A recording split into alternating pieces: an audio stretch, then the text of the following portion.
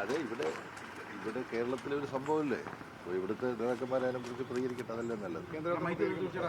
സിസിയുടെ റിപ്പോർട്ടിൽ തന്നെ ശബരിമല സ്വർണ്ണക്കൊള്ളയിൽ പത്മകുമാറിനെതിരെ നടപടിയെടുക്കാത്ത ഒരു തിരിച്ചടിയാണ് ഉണ്ടായിരുന്നു. അന്നേ ഇത്ര ആളുകളെ ഒഴിവാക്കിയിരുന്നെങ്കിൽ ഈ പ്രശ്നങ്ങൾ ഉണ്ടാവില്ലായിരുന്നല്ലോ. സംസ്ഥാന കമ്മിറ്റിയിൽ കേന്ദ്ര കമ്മിറ്റിയുടെ റിപ്പോർട്ട് അവതരിപ്പിക്കാൻ പോവുകയാണ്.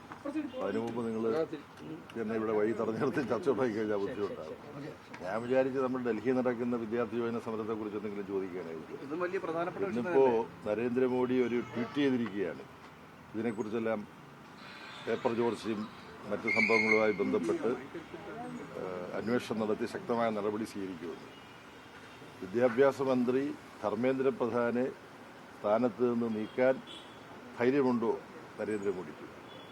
ഇത്തരം അഴിമതിക്കാരെ സംരക്ഷിച്ചുകൊണ്ട് നരേന്ദ്രമോദി മുന്നോട്ട് പോകാൻ ശ്രമിക്കുകയാണെങ്കിൽ നരേന്ദ്രമോദിക്ക് മുന്നോട്ട് പോകാൻ കഴിയില്ല. ധർമ്മേന്ദ്ര പ്രധാന്റെ അതേ അവസ്ഥ, ജനങ്ങളുടെ മുമ്പിൽ ഒറ്റപ്പെടുന്ന അവസ്ഥ നരേന്ദ്രമോദിക്ക് ഉണ്ടാവും. അതുകൊണ്ട് മര്യാദയ്ക്ക് ജനാധിപത്യ ബോധത്തോടുകൂടി വിദ്യാർത്ഥികളുടെയും യുവാക്കളുടെയും ഈ രാജ്യത്തിൻ്റെയും ആവശ്യമാണ്.